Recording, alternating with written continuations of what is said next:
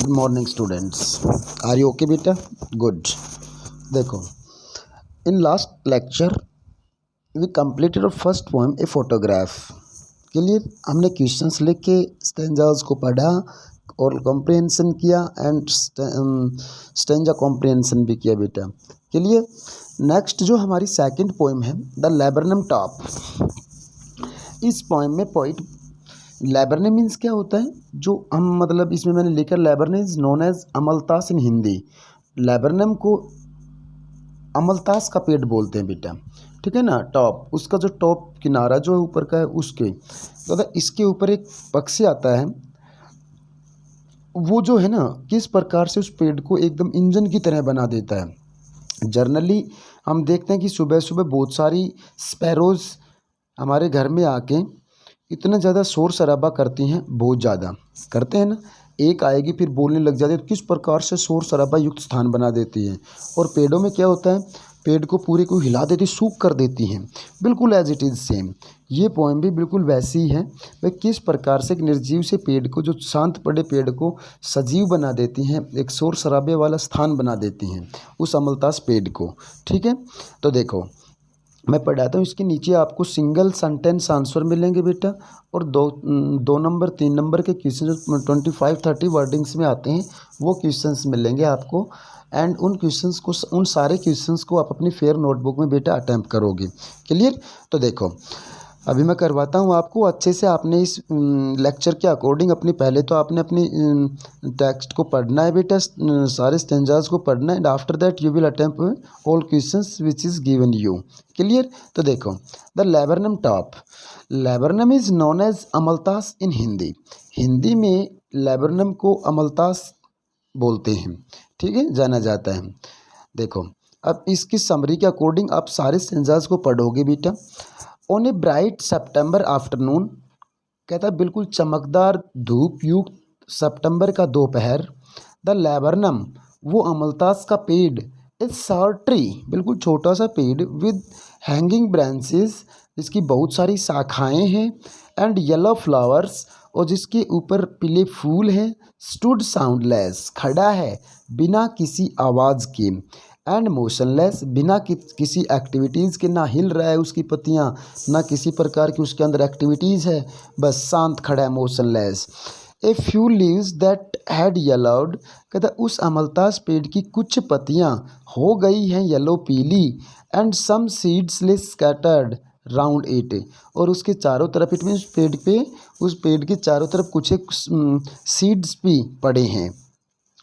Just then, तभी, all of a sudden, अचानक से, a small singing bird with yellow feathers, कहते small, एक छोटा सा सिंगिंग बर्ड, गाने वाला जो छोटा सा बर्ड होता है, चहकने वाला जो छोटा सा पक्षी है, वो आया विद येलो फीदर्स, अपनी पीली पंखों के साथ, ऑन इट्स विंग्स, जिसकी मतलब उसकी जो पंखें जो थी वो पीली थी, द गोल्ड फिन्स, वो पक्षी का नाम क्या था बेटा? Gold fins. अराइव्ड चिरपिंग, आके चहचहाने लगता है।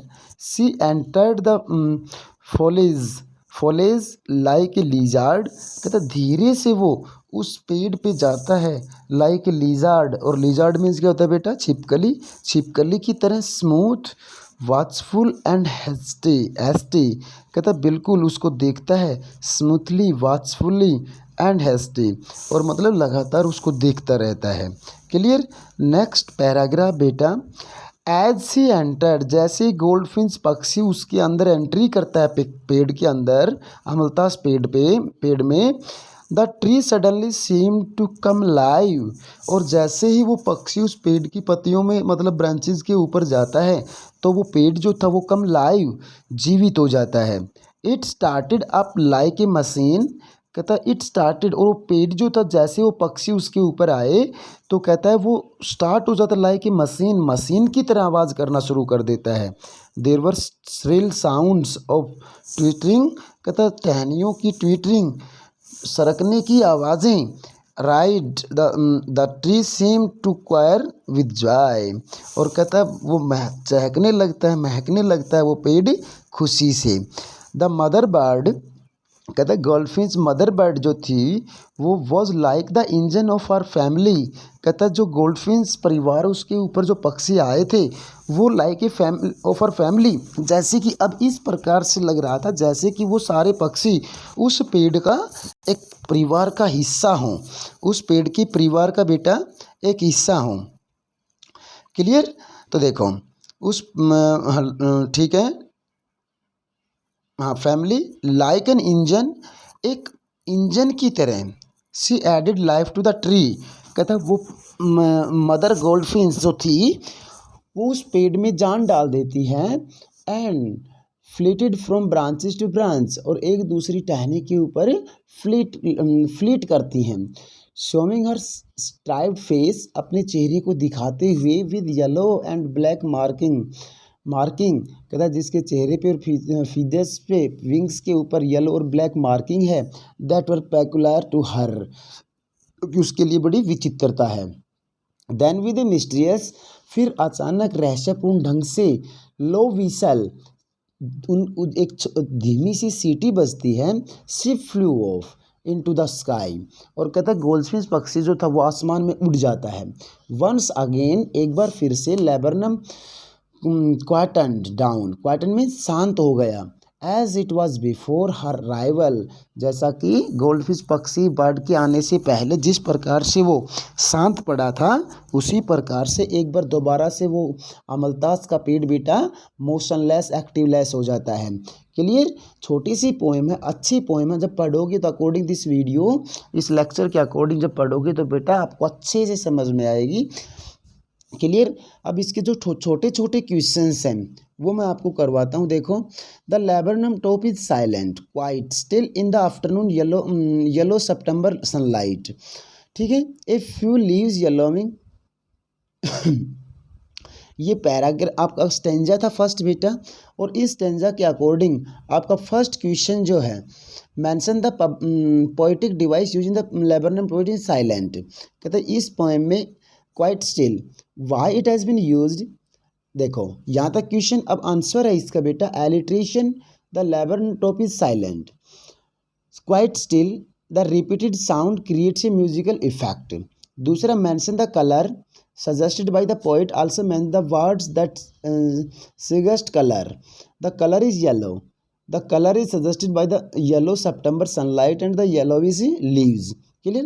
What is the stillness disturbed by, किस प्रकार से जो उसकी स्टिलनेस शांतता जो बिल्कुल स्थिरता थी उसको भंग किया। It is disturb by the arrival of goldfish.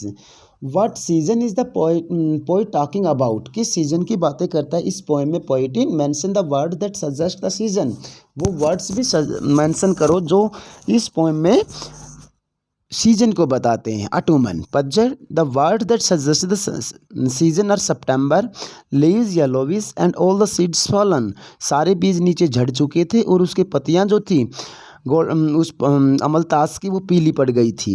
Next देखो सेकंड का जो हमारा स्टेंजा है, till the goldfish come with this twitching chirp a suddenness startlement at a branch and then sleek as lizard, एक ब्रांच से दूसरी branch के ऊपर एज ए लिजार्ड की तरह वो पक्षी जा रहे थे।